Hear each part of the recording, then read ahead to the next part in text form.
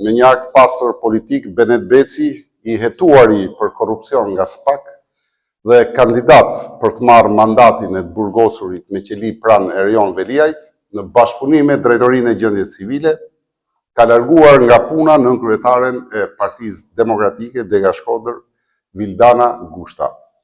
Justifikimi që ai sjell është banal dhe qesharak.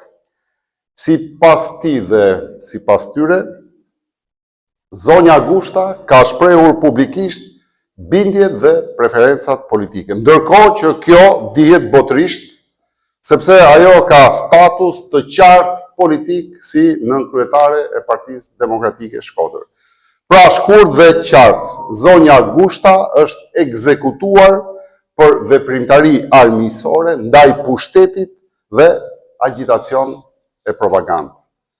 Drejtuesi politik i qarkut Shkodër ka hequr tashmë atë vellon qytetare me cilën u shfaq Shkodrës, para se të merrte detyrën dhe votën, dhe ka veshur atë uniformën e persekutorit politik dhe bën gjueti shtrigash nga ato me cilat Shkodra është e mbushur dhe e neveritur.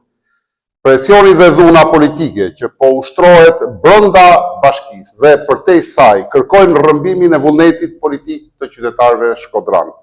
Rama me pengun e tij, cilin po e shtryth si limon, për ta përplasur tek 313 fill pas 11 majit, me këto akte kriminale duan nënshtrimin e Shkodrës dhe qytetarisë shkodrane. Bashkia Shkodër nuk mund të drejtohet si një çiflik sejmenësh politik.